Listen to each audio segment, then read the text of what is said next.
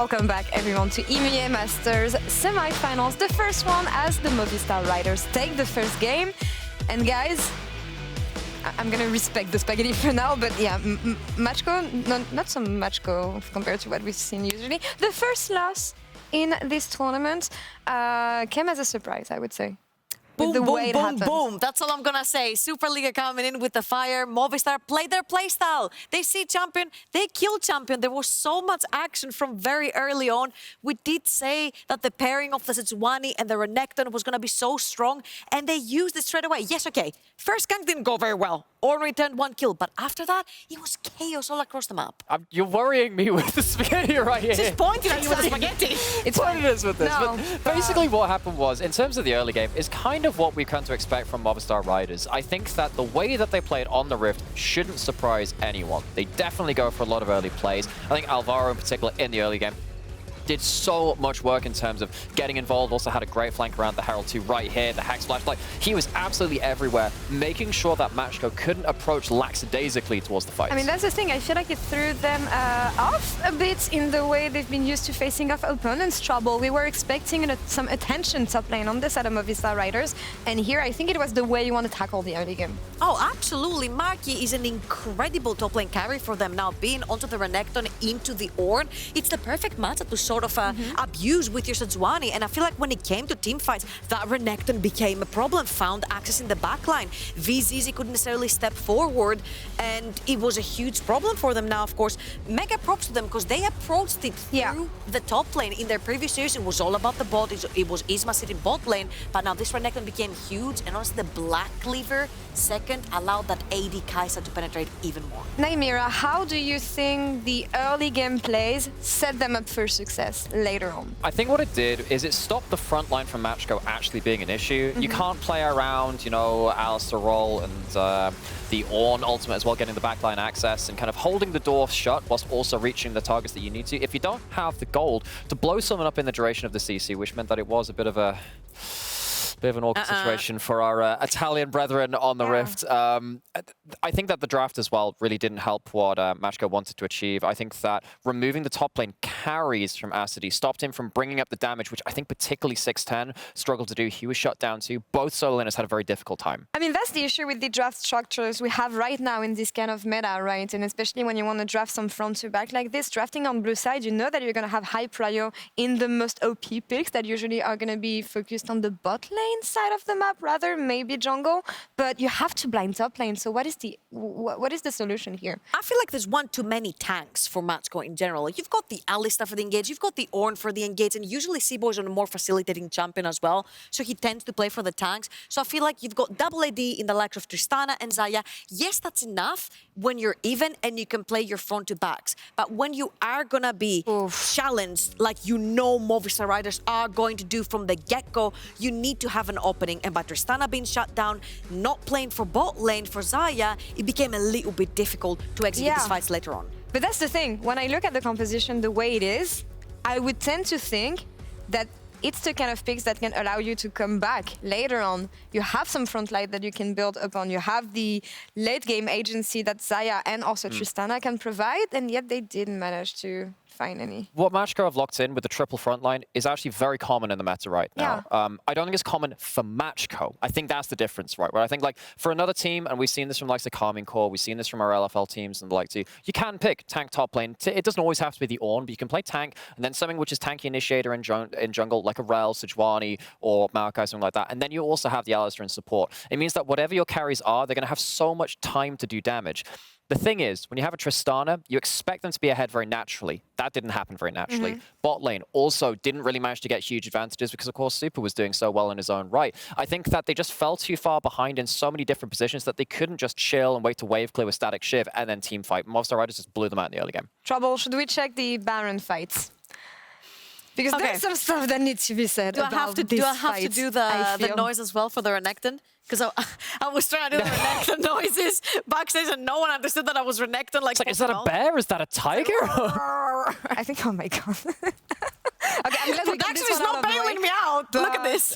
Can we take a look at the Baron fight, please, to explain what happened? Because I feel like when you're Macko in this situation, you want to stay in the game. You want to keep on fighting, and you want to get things moving. And this is around Baron that usually stuff can happen. It didn't quite pan out the way they were expecting to. Very familiar with the LEC. SK pulled Barons like this. They would sneak them through on the resets of opponent teams, and it would just be no problem. And that would allow them to stall, like you mentioned, farm a little bit more, push out with your static shift, and get to these item breakpoints where you actually want to be team fighting. But right here, there was no structure, there was very minimal vision, and they were just not ready to take them up on a fight when Movistar Riders are heading golden items. But you can see the angle. Even though it's very risky, you can see the angle of, hey, maybe we can force them to dive into our Xayah and our Tristana, and maybe we can use the Baron as a way to bait them in. You can see it gets really, really close towards the end of it. I think that's that... the thing. Yeah. I think that at this point, the gold just got a little bit out of hand. I think that that means that it means that when you're trying to peel back, it means that the damage is just not there when you're trying to peel back, and particularly when you're tanking the Baron, even your front line's not healthy enough. And I think it comes back to something we said before the beginning of the series, which is Macko have been used to winning games. They haven't been challenged yet, maybe. This is the first time they have.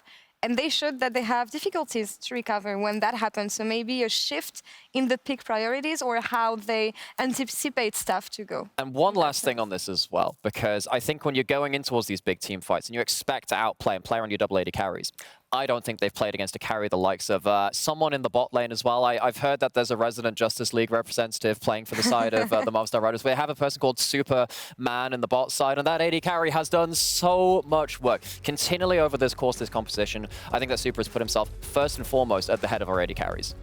Now, to reply to your question, Laura. Yeah, thank you. We were chatting with Yamato in the quarterfinals, and we were actually wondering, when do you press the panic button, right? Whether it's from the coaching staff or from the players themselves. In a best-of-5 series, luckily you have room to lose 2 games before you have to press the panic button. And usually the panic button is swapping sides also.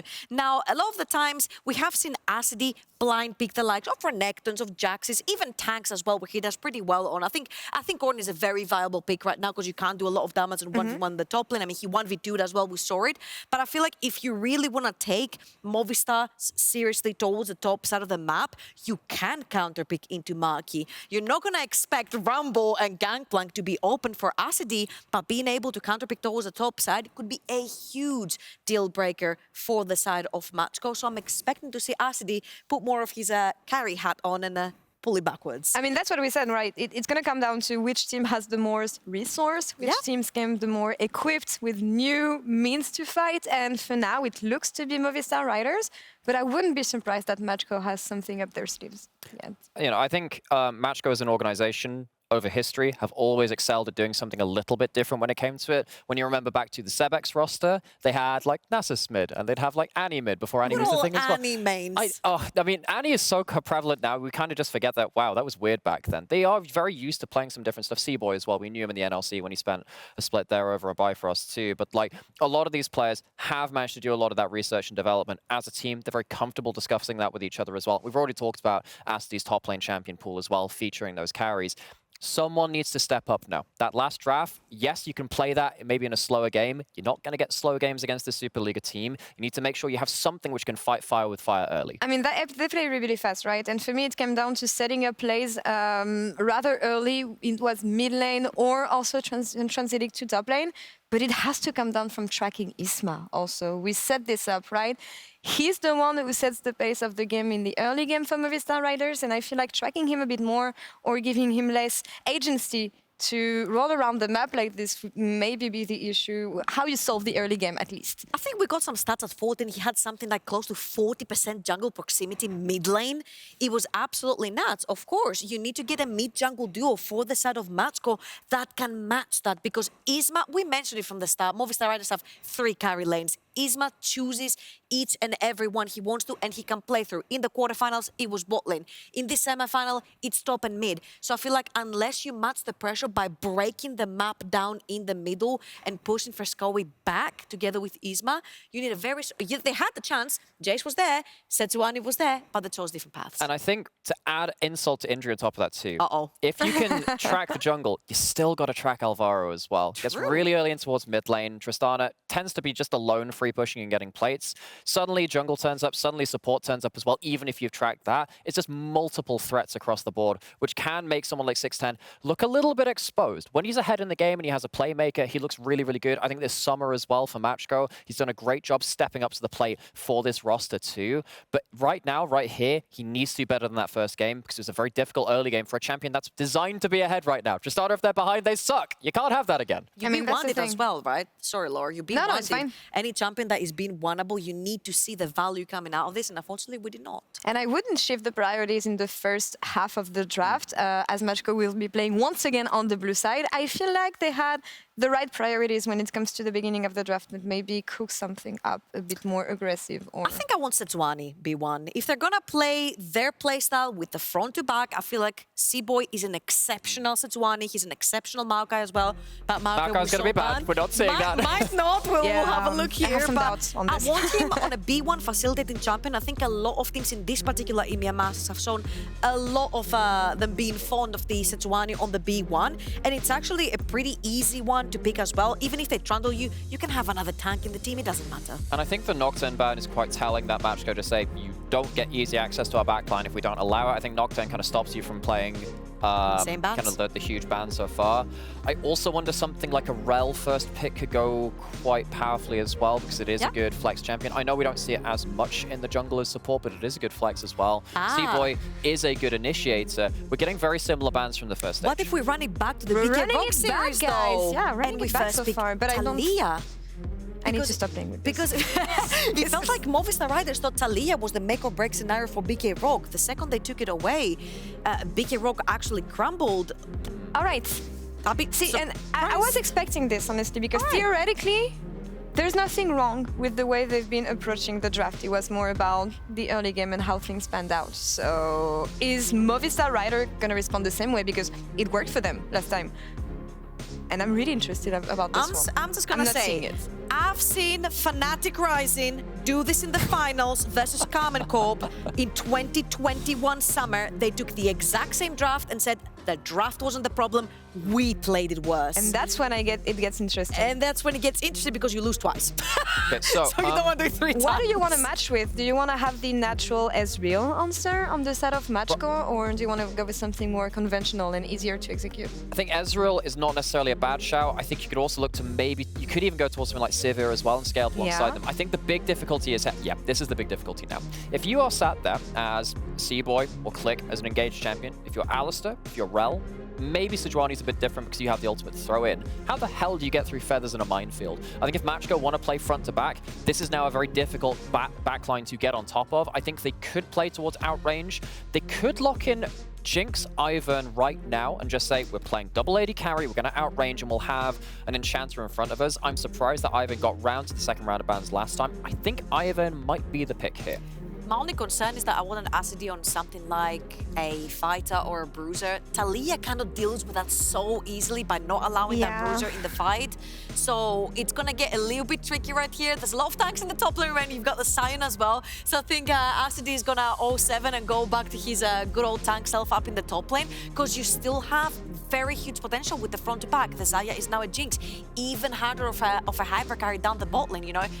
I'm just worried, is this going to be again a slow burner for the side of Macko? Because if you look on the other side, there's Brawl, Rakan, Roman, you have Talia, you have the Xayah that's fine after 6 in the bot lane. Macko needs a reply.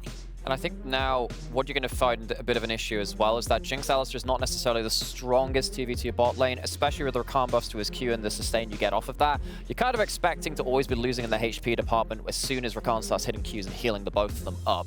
That means Alvaro is going to get on the map most likely before Click can too, which means you have to deal with support roam advantage for the side of Movistar Riders, which accelerates the game again, which means they can play an explosive early game again. You see the Ivern banned, you don't get to play towards the double AD carry with the Enchanter from the jungle, very rare that you see that one as well. I'm really worried though that Macko are going to find themselves in a similar situation to the first game where they're playing too slow, like you said, Trouble, and they're not actually going to be able to reach that point in the game. And again, you have so many things open. You ban the Renekton here, you can ban something like the Jax. Suddenly you can even unlock something like a Gwen towards the top side for Marky. Something like an Aatrox that we've been seeing rise. Does that work? With the spaghetti. See, that's the skin. That's the Macko skin. It comes to And on the other hand side, you see that also Movistar Riders are like, you want to pick Ornn? Be our guest. Pick it again. We're just going to come towards the top side of the map. Rakan, Xayah are more than fine on the top side. I'm pretty sure that this is most likely going to be another jungle like Sejuani, and you can pick your bruiser on R5. It means that you're kind of locked in to say, well, you kind of want a tanky jungler again. You kind of feel like you want to go towards the Trundle because, let's be honest, anything else you play is going to eat a rock to the face from Taliyah and feel really, really bad. I think Seaboy feels maybe forced to go towards that one again. This is where you'd like to see some deeper champion pools to throw a curveball. I don't really know which fits here, though. I was thinking of Lilia, potentially. Lilia could be a pretty good pick right He found some success on the Jarvan previously, but... This goes back. After the first two picks were locked in, the Xayah and the Taliyah, we said, hey, if you're going to be diving in towards that backline, how do you do that first through a minefield and feathers? You have to do well early now. If you're playing this slow and you're playing the Jarvan into that backline, you're going to get absolutely exploded when you look to engage later into the game. Unless you have a huge lead and those carries are behind, Seaboy and Click, they're going to have a hard time. It pains, I love Ornn, but it pains my heart here to see RCT doubling down on the Ornn. And I'm expecting Macko again to go with something strong towards the top side of the map. Rock is perfect. You're playing against double AD in the likes of Jinx and Tristana, but I just want something else. I want something like the Jax potentially that can go up against things like the Jinx and Gnar. Absolutely fantastic. You create a wall with Taliyah, you throw him with the Gnar on top of them. That's a great wombo combo. Works with the Jarvan ult as well. So the only adaptation we see is Jinx as a choice, I guess, to match late game in that sense. I'm a bit worried about the damage distribution on the side of Macko once again. If 610 falls behind again, this team is not going to do damage. Now, you can hopefully wait out again and get towards late game team fights. In fairness, in the first game, Macko took some close team fights and almost won around the Baron, almost won some of the late game fights. I don't think they have to be hugely distressed from that first game, as long as they can keep in it in the early game. I think that's going to be a bit of a difficulty here. I think Seaboy has a lot of work to stabilize the map. And you get everything you want when on the side of Movistar here. Trouble. I mean, all the brawling abilities, right? Gnar, bullying Ornn in the very early stages. Sejuani can show up at any time when Gnar is Mega Gnar. You've got the Taliyah again with the roaming capabilities. Sorry, the Taliyah, yeah. I feel like the only thing you have to worry about, as you mentioned, is the Psycho Malrang route that Seaboy can pull out and starting with very early level 2 or level 3 ganks potentially, taking the flashes off of bottom mid. Macko, you need to be more active in the early game in the hope of turning this one around, or will Movistar Riders take us to match point? Casters, take it away. Match code point. Thank you so much, Laura. I'm sorry.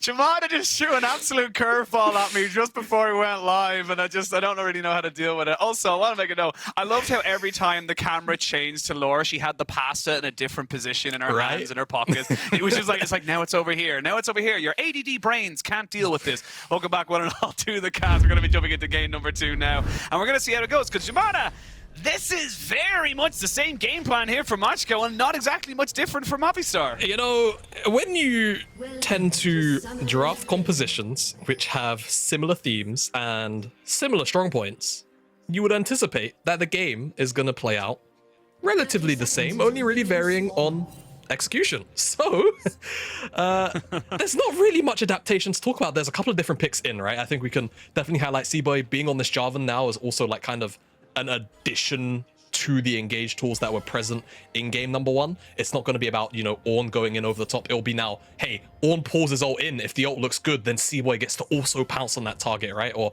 hell, even Seaboy being able to go in first, draw out the ultimate from Xayah is going to be very, very critical in those mid-game stages. And we'll see how the earlier parts around what lanes he can actually look to get aggressive on will change compared to game number 1. And we saw it on the lower third there, but I'll make a mention too as well. If you want to get tickets for Montpellier, there are still a select few left. If you want to see maybe Movistar Riders or maybe Macko, definitely going to have a French team, which means the crowd is going to be nuts. You'll also get to see the fantastic Jamada who's going to be over there. So, you know what? It's a win-win-win-win. Yeah, it is you. You got to head over to riot.com/EM-tickets, and that's going to be able to go for it. But Seaboy getting very aggressive, and I think this was unseen, so I'm pretty sure he's going to get a full clear, or at least a 2/3 clear, and basically get out for free. Yeah, very curious about what the pathing is going to be here from Seaboy, because I also believe he was unseen. If he was seen, no, he would have been seen on the entrance, I believe. So, we'll see what he does, because last series, he went for a 3-camp clear on the top side into a gank, and then it kind of forced the opponent jungler to show themselves as well, then look for the quadrant. Instead, this time around, it's just a level 2 gank on the mid lane. Yeah, and that's as simple as you're a Jarvan, you get the Demacian standard, you're able to get the ult down, or excuse me, the CC down, so you have to flash, you have to respect it. And now Supa, he might have to respect this, a flash away from VZZ. I actually feel like if he went a bit forward there, but Alvaro has to flash as well, so it's all going a little bit crazy right now. There's a bleed over effect here as well, because Isma probably wanted to go and invade the mid lane, even though Fresskowy lost his flash, could probably try and force mid lane priority, but with the bottom lane losing so much health and the summoner spells, it seems like Isma's just going to be confined to that bottom side quadrant with his blue buff. He's maybe looking for a way in now. That top lane trade isn't really going to amount to anything, so he's going to flash over the wall. No flash on VZZ. No flash on VZZ. Okay. He's going to have to try and get away from this one here, but Click trying to keep everybody away right now. Level 2, we're going to see VZZ getting stunned up, but he's going to have a cleanse to get out of this one here. Click might have sacrificed himself, and he does. First blood to Alvaro. Honestly, with the support getting it, that's not a bad one to go for. Okay, I love the creativity from Isma. I'll give him that. Wanted to hold on to the Q for the actual gank itself. Blows VZZ's cleanse. The only real problem is that first blood went over to Alvaro. Now they want to redive potentially onto VZZ because he's got no summoner spells. They've got no summer spells. Now Supa underneath the tower. He's taking in all the tower shots and he knows he's dead. C-Boy stays alive and that means he gets himself a little bit of healing. Now Isma will clean up that kill. Can he get out with his life? Oh my lord. It's all going down in the bot side, but it's still 3 kills to 1, and Movistar starting to build up an early bit of momentum. Someone get the Giga Chat theme going for Isma, man. First the flash over the wall, then the redive underneath the bot tower. This whole thing is just hilarious. I mean, a little bit of a misplay on the part of Alvaro, and a nice sidestep too from BZZ, in all fairness. Supa now is unfortunately the one tanking tower, however, because of how that tower dive started out. But stacks were put forward onto C-Boy, and it makes Isma's permafrost lockdown very, very simple on the way out. So they get the kills. They do make BZZ miss a fair amount of CS as well. So not the worst thing in the world as Movistar walk away with 3 kills in total. Everything split apart between their AD support and jungle. Calm ourselves down just a little bit. We see now level 4 here for C-Boy. No, you know what? Definitively no. But nice sidestep by 610. As he starts to put in a serious amount of work here on that bot side. The thing is, when you've used so many summoners in that bot side, the kind of kill pressure onto the Jinx when the Alvaro doesn't have... Yeah, they can just dive this in the mid lane, but I mean, there's no stopping this train right now. Fresskowy's going to have to walk away. He's got Isma coming in, but a flag and drag away means that they're going to be able to take at least a turret plate, you would imagine. No flick back there. C-Boy keeps himself fairly well topped up as he looks to try and take another invade. What is happening right now, Jamada? The script has just been thrown away. You know, the LPL ended, what?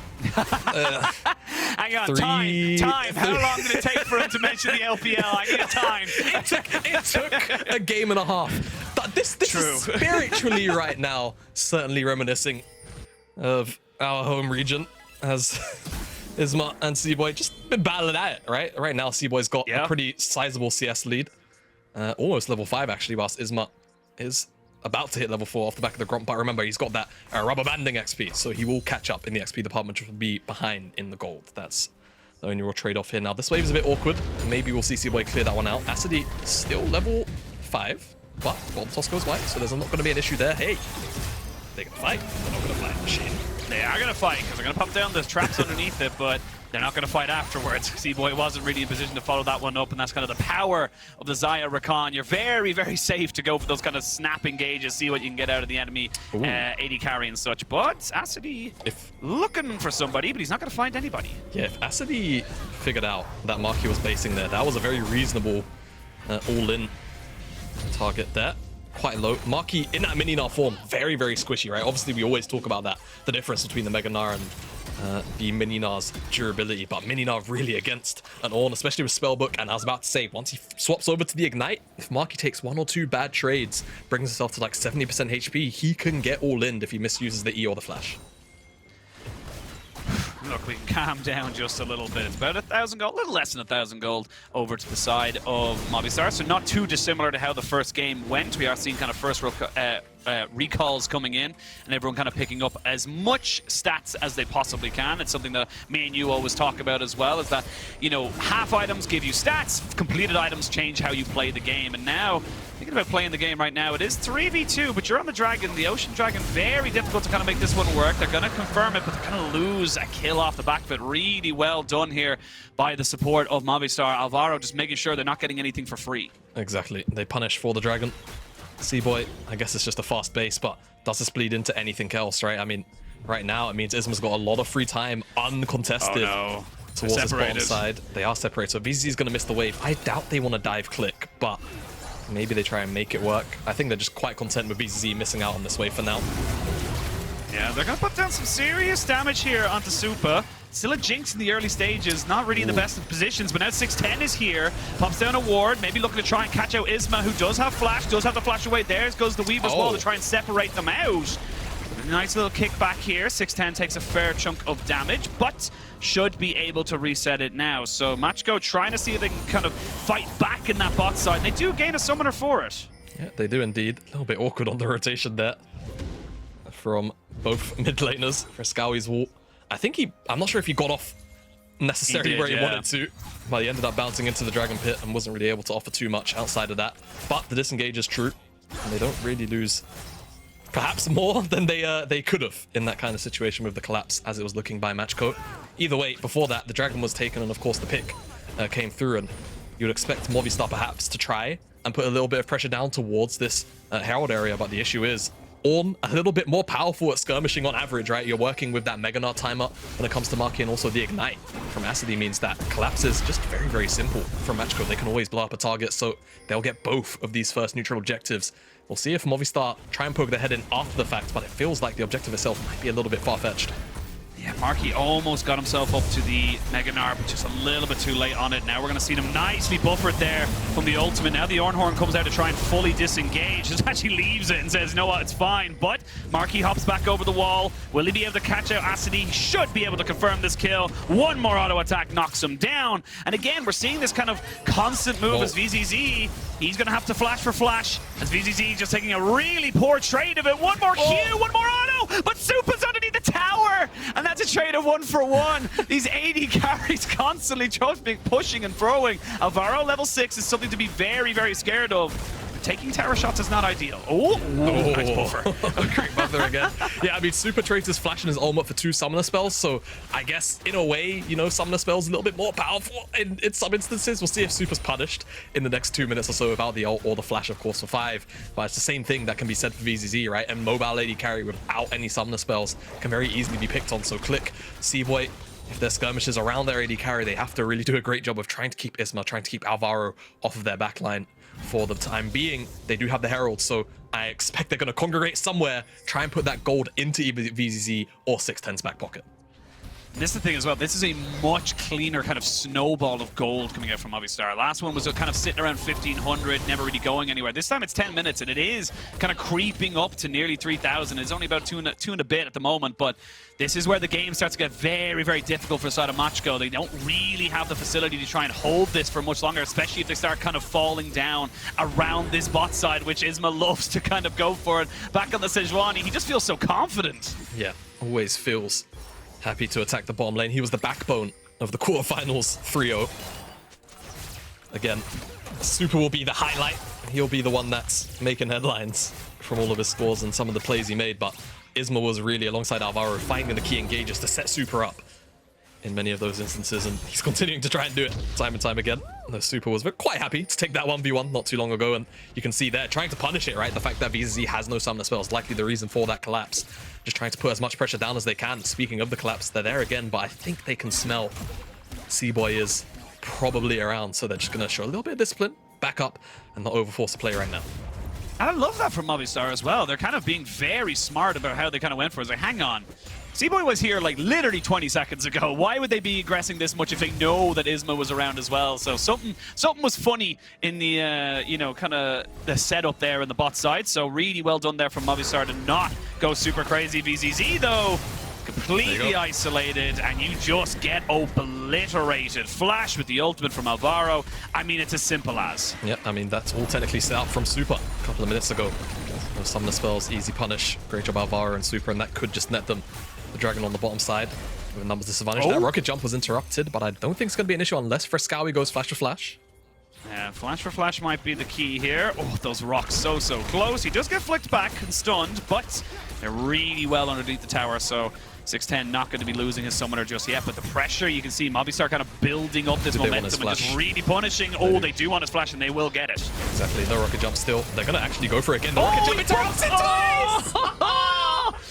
twice! Twice! You can see 610 in the camera there, kind of wiping the sweat off his brow. He knows how much pressure is on him, and I mean, that's just kind of how it is sometimes. You're losing out in these situations, and look, if Macko can get themselves 2 dragons on the board and the Rift Herald, it's not all doom and gloom, but it really does start to feel like it's a bad time. Yeah, it does start to, doesn't it, right? So much gold is going into the back pocket of Movistar that, you know, you see situations like this, you've seen them over the years where even if a team gets those first 2 early dragons, it doesn't matter, because by the time the important ones start to spawn, which is 3rd onwards typically, you're at such a gold deficit, you just can't really contest. So tracking the items now for the next couple of minutes, even though Macko have this 2-dragon lead, is going to be critical. And if it couldn't get any worse situationally, this Chemtech Dragon, it's not really the best. I mean, admittedly, if they manage to stack it up super early, right, and they get that 4th one, let's say by the 23rd, 24th minute, the defensive stats could be quite useful. So I'm not going to rule it out as like, oh my god, it's not Hextech, it's not Ocean, it's going to be terrible, but it's not necessarily the one that most people would be happy and, you know, willing to consistently throw their lives away for. Yeah, VZZ now taking a 1v1. Wow. It's going to be 1v2. Super. Oh my god. Able to go up in the feathers, flash away as well. He's going to get jumped on those straight away. I don't think he has the damage to do it. Finally gets the shutdown here. Alvaro does have a little bit of support coming in. They might want to try and take this fight, because you can see Frescowi having a little bit of a 1v1 there with 610 off the backside. Now Iz was in a little bit of trouble. A double knockup though, and there's going to be the charm coming in as well. Gore Drinker, 3-man knockup, and Macko want to take this fight. They want this 3v3. It's a shutdown. It's a hop, skip, and a jump as they're trying to take down everybody. They're not quite able to get it. They get it. Power and blast codes. Double kill, and 610 wants the triple. He's not quite in a position though to go for it, but that's the exact kind of play that Macko needed to kind of stem the bleeding in this game. I think the bomb of the Gromp just finished off Isma. Can you believe it? I mean, Super here, excellent job. 1 versus 1. Featherstorm's of course the knockup, but then flash from Cataclysm and Seaboy was able to lock down Super, but then the collapse starts to come through. Frescowi forces 610 away, but then there's a bounce out. So now there's a solo kill in the top lane. What is going on? I mean, that's just actually, he lost his flash from that as well. Marky wasn't even in ultimate. That was just straight up taking way too many auto attacks. We come back into live and we can see that there's just a mid lane being taken as well. Good again for Macko to kind of keep themselves in line. They're only still 2,000 gold behind, and they have those 2 dragons. And like you said earlier, the Chemtech soul is not exactly ideal, so they can keep scaling, but I mean, it's got to be Movistar now looking for more. That's VZZ. He's got subs, right? Boy. He's got subs. He can do it. He can do it. I don't know. Let's see if he's able to get out his inner Jackie Love right now. He's just getting caught out. Yeah, honestly, I feel like he should have kept the subs and just accepted his fate, because I mean, he's just constantly pushing up like this, and he knows they're targeting him. He just needs to stand back. Yep, it's not great right now. Things are looking quite dire in this game number 2. I know it's only really a, what, 3.5k-ish gold lead, but sometimes game states just give you a feeling, don't they? And right now, this is one of the Movistar looking for more. Should be fine for the moment. They get the knock-up here onto Alvaro, but no 610 to Reed. He kind of put back the damage. You do have a Gore Drinker for Seaboy, who's trying his absolute damnedest alongside 610 to make this as competitive as possible. Supa trying to take down this turret in the bot side. Should be able to confirm it with 1 or 2 more autos. And yeah, he's hit a little bit too much. Click now moving in onto Supa, who does not have his ult for 5 more seconds. He doesn't have flash either. They get the knock-up, they get the kill down. He's going to be exploding. They're going to be able to get resets. Now they're going to look for the Cataclysm. They're trying to see if they can get everybody in. They're going to get the 3-man knock-up. They do sacrifice the Jarvan, but can 610 take down Frescowi? He cannot just yet. There's too much CC. He's charmed, and he's getting rocks thrown at his face. Oh, my day, 610. Just not quite able to finish off the kills. This is starting to unravel very quickly now. VZZ with Cleanse just try and take on Marky. It's taking a fair bit of damage back himself, but 3-level difference means that Marky knows he is no way, in any way, going to be taken down by this Jinx. It's a hard ask as well, but you'll see if this Jinx rocket connects. Whilst they're all trapped inside that Cataclysm, I think 610 just goes on a rampage with the resets. Great timing onto Super. Knowing the ultimate's not for a couple more seconds, they chain CC him down. He's bursted out, but then again, a great Cataclysm from Seaboy locks in multiple members. But the rocket, right, it's anticipating that they're still going to be moving backwards, so it just flies wide past everyone. And Unfortunately, that means Frescowie doesn't get taken down. That means 610 doesn't get another rocket jump reset, potentially for a little bit more extra damage. And it just all falls apart when it needs to be together for Macko on the back end. And now Movistar approach this Herald should be uncontested, and this is just going to continue to open up the map more and more on the back end of more plays I anticipate they're going to continue to look for as this game snowballs out of control. Yeah, like it really is snowballing completely down the hill and right into Macko's faces, because you've already got the Triforce in the buildings of a Black Cleaver. You've now taken out all of the tier 1s. You're pushing in, and honestly, they could maybe go for the tier 2 here as well, because they have Shirley in the back pocket. So now you're kind of seeing these opportunities kind of walking away from Macko. They try to go head to head, but I really do feel like they kind of just should have, you know, maybe just kind of relaxed a little bit. I know it didn't work in game 1, but in game 2, I feel like you should have went with something a little bit different. They could get their base cracked open. There's all 5 members here from Movistar. They really could. Let's see what they can do. I mean, it's a last-ditch effort. Own almost on its way, surely. Oh, the knockback is good. The Ornn ultimate is there, but Jarvan's already been taken down. The tower's gone as well. Marky's building up towards the Mega. They can't defend this. Movistar listening to the LS in the back of the brain. Don't take the inhibitor and let it just kind of keep pushing in favor of you. So, I mean, they're going for everything. You can even see there, 610 just went, look, I'm not going to be able to defend this, so I'm going topside to get something back. Yeah, exactly. Seeing what you can try and do with a teleport, but it's going to be answered in kind by Marky, so there's no tower trade. And at the end of the day, Movistar pick up kills. They get the towers as well. They're going to stop the dragon stacking. Not that it was necessarily going to be something I believe. That was too important this game. They will put Macko very firmly on their back. And right now, 2 minutes until the Baron. I think we all know what's going to happen then. Movistar will flock to it. And it's going to be on Macko to try and find some kind of, well, miracle fight. And I feel like miracle, even then, is a bit of a stretch. If there's a word above it, I'd love to know, because that's what Macko need.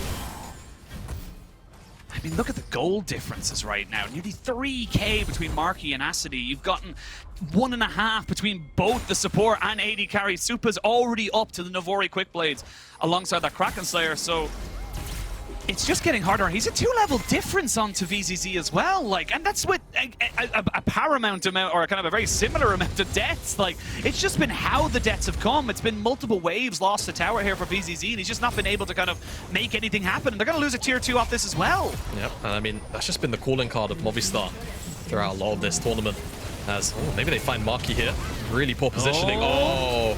Yeah, I don't know if you want to commit to this one here. C-Boy's thinking about it, but now they've got the gone too Weaver's far. Wall. You're all trapped here, and you are going to get like lambs to the slaughter. You don't have Acidi to stand forward. 610 now gets absolutely shredded by those feathers, and honestly, this could be a quick game. This could be a 20-minute one, because what a fantastic ultimate on the VZZ. Then they get the damage down. That's the question. Flick still staying alive for as long as he physically can, but he goes down. Marky getting himself up to Mega once more as the Gnar ultimate. But I mean, straight up, if they had a minion wave top, this could have been it. This could have been it. I think they'll take the inhibitor now, though. 20 minutes on the dot. Get the pressure from it. Not going to rotate up towards the top tower afterwards. A little bit too greedy. Go get your tempo back. Reset. Look for Baron. Close this one out. Macko, I just don't think I have an answer. Plain and simple. No. Best thing they can hope for. Ornn ultimate. Flash ult from C-Boy as well. Just one-shot Frescowie and Super at the same time, and then even then it feels like a bit of a stretch. Is this the pick that they need? Yeah, they need this. He needs Super to go down, though. That's the question. Will he? Yes, he will. Shutdown goes over. Now they can jump onto Alvaro, who just about gets himself out with the battle song. It means they might not be able to go for this Baron. They are. That's all it is, I think, Asheen. I think it's just time bought. We'll see if maybe they can force an issue, but again, almost are blown on that base defense, right? All of their engage ults. Cataclysm, Horn. Alvaro still being chased down here, but Shoulder is slippery enough. Yeah, he's going to have to flash away there. He will have himself an empowered knockback. He should be able to keep himself nice and healthy. Macko very much just by their fingernails holding on to this game right now, but I mean, they got to deal with mid. They got to try and come back at this one, and honestly, yes, the resets are coming in here for the side of Movistar, but I don't even know if they need to reset. They could go straight back towards this Baron. Yeah, I think they really could. There's no reason for them not to. Once Super's back out on the map, proper and full, they can just try and draw Macko into a team fight. Look to execute on a turn. Maybe they just finish on the Baron and burst. We'll see what the option is, but here we are. All 5 members in front of the big purple worm. Baron will be started up, and Macko, I just think there's no interest in contesting this. I think they know the predicament that they're in right now. They're staring down the barrel of 2-0 in a game comparatively to game 1, where they simply have just had no answer. And going into a game 3, you start to think about that. A kind of a declining performance almost. It does make you wonder where the mindset will be at and whether or not they're going to stay hungry, because I feel like these compositions they've had so far, game 1, game 2, it's not really been about the early game, right? I think they've just accepted that realistically Movistar will outdo them most times they're not. It's about trying to find the mid-game fights, but they've been denied both games now, so what will the adaptations be right now? However, focusing back on this one, Movistar sieging up now in the Baron. They've already got that mid lane inhibitor. They want to find one more fight, try and end the game.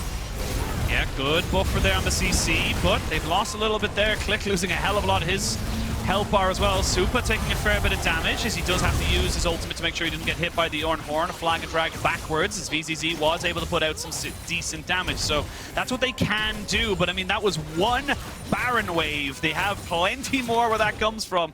And that tower's low. Yeah, that tower is so low. I mean, if they can maybe go for it, but Marky is not got himself up towards Mega, and honestly, just going to be easier for them to kind of defend this. Yeah, it's not too bad. I think ideally they would love to actually send Marky off to this mid lane wave real quick. Have it get synced in, or maybe on this natural push it's going to sync in with their top lane wave as well. So yeah, 610's going to have to go and answer this. Maybe this is a window, but I think 610 is already going to clear that wave off, so this is really awkward for Movistar actually, trying to get this wave under. This is a cannon wave, so perhaps they'll break it on this wave instead. Marky's also Mega, so this is definitely now the window where Movistar look to engage.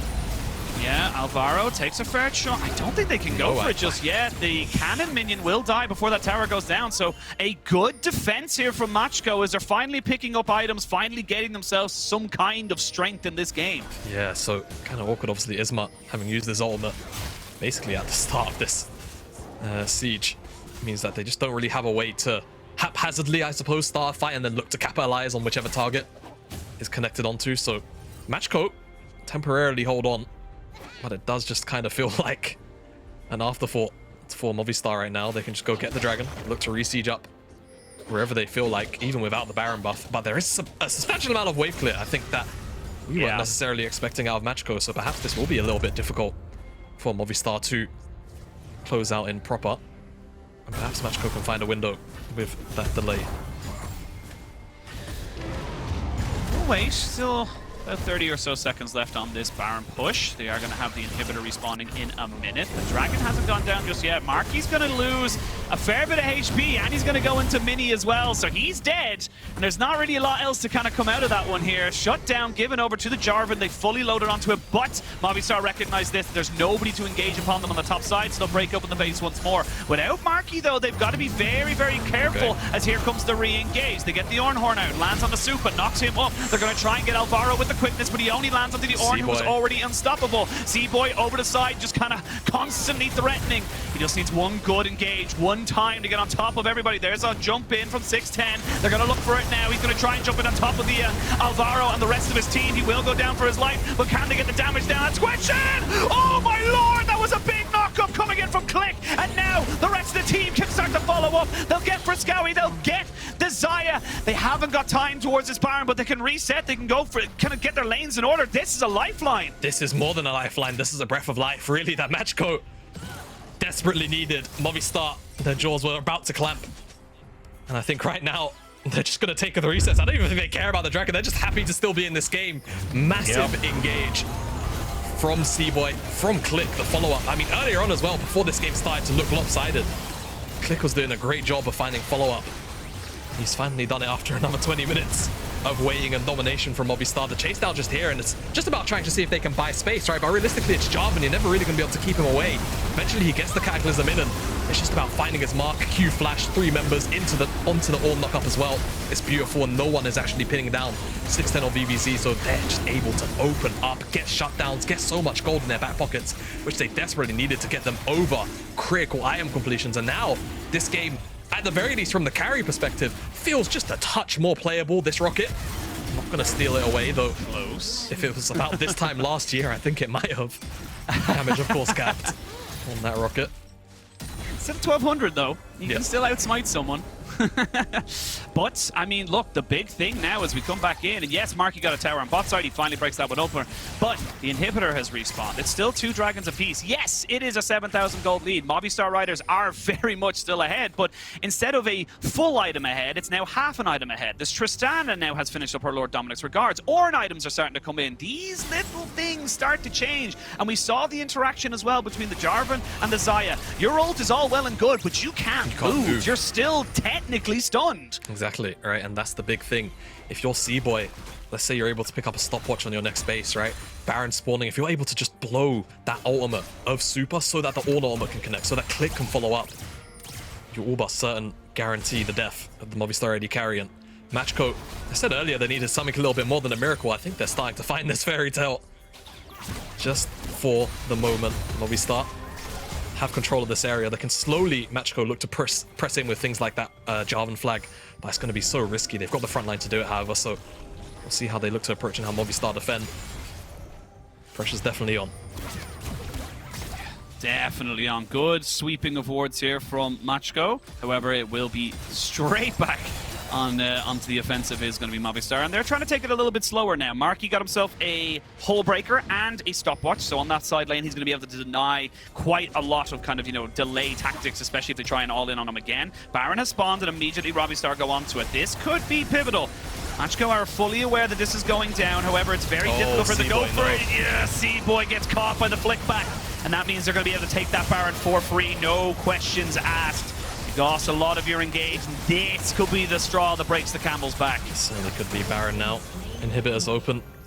Let's see what Movistar can do. C-Boy can't make a mistake like this. This portion of the game, and now it could bleed into more.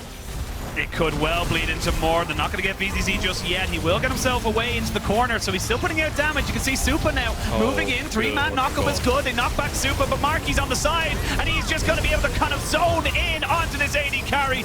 Macko tried, but a triple comes in. Let's make it a quadra for Supa. And Movistar, we're done with your delay tactics. They want to go to 2-0.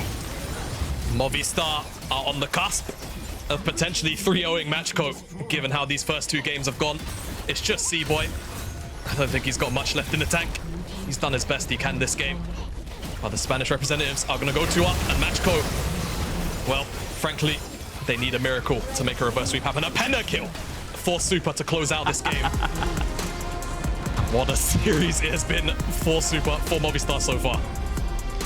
I mean, look, it's just straight up Movistar just constantly putting in some serious pressure all around the map. The weak side top's not working here for Macko. Everywhere that, you know, ISMA can be, he has been. It's just becoming harder and harder for the side of Macko to hold. What they did so well against Carmine Corp, what they did in the group so well, was that they just held. They did exceptionally well at just absorbing the pressure.